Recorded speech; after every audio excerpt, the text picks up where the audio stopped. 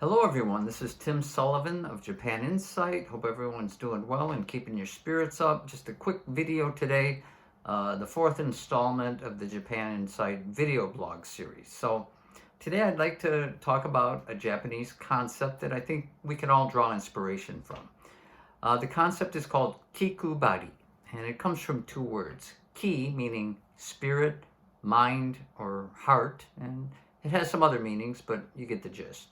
And kubari, which means distribution. So direct translation, spirit distribution. Now, what does that mean? We don't really have an equivalent English word for it. So for lack of a better term, I like to call it the art of Japanese anticipation.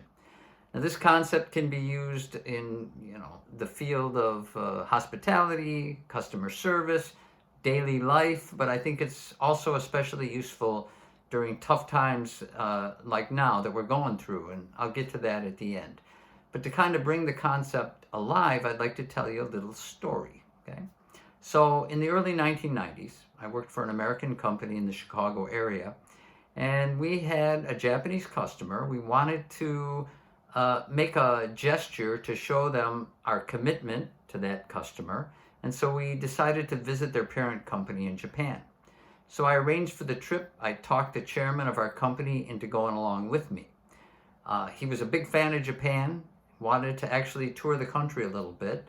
So he decided to bring along his wife, and I arranged for us to arrive a week early, a week before we got down to business. So I put him up at a hotel here in Atami, which is also my wife's hometown. And it was a ritzy hotel. It was called the Otsuki Hotel that sadly doesn't exist anymore. Right? So we arranged to meet in the lobby the next day, and I was going to show him around town. So I wake up the next morning, I walk into town. Now this is late July, so it's the hottest, most humid time of year in Japan. So it's about a 20-minute walk to the hotel. So I get to the hotel, and by now I'm drenched in sweat. I walk into the lobby.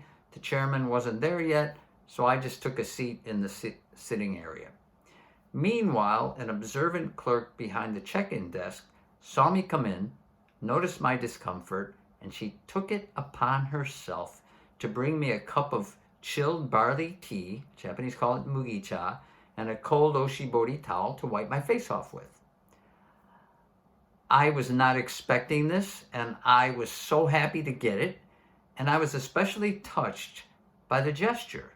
The fact that she had no idea who I was. I was just this sweaty foreigner who walked in off the street randomly, and yet she didn't care if I was a paying customer in her hotel or not. I was a guest, and she wanted to anticipate my needs and make me feel comfortable. Now, this Kikubari concept is so powerful in adding value to the customer experience, and it can be used in many different situations in any business context. But if you think about it, what's so beautiful about it is it's a high impact activity with a very, very small cost. In this case, it was the cost of a cup of tea. So how does this relate to what we're going through now? And this is just from a personal point of view. I find it extremely therapeutic to stop focusing on myself and all the negatives that come with whether it's a loss of income or self-isolation in your home, and turning it around and focusing on serving and adding value and anticipating the needs of other people, whether it's people you love, your friends, your family, and even strangers. So hopefully folks listening to this today can also draw similar inspiration from Kikubari. I hope you enjoyed today's insight. For more insights on Japan, please check out my blog, The Intercultural Twilight Zone. If you're watching this on YouTube, I'll leave the link down below. In the meantime, everybody, please stay safe, keep your spirits up, and thank you for watching.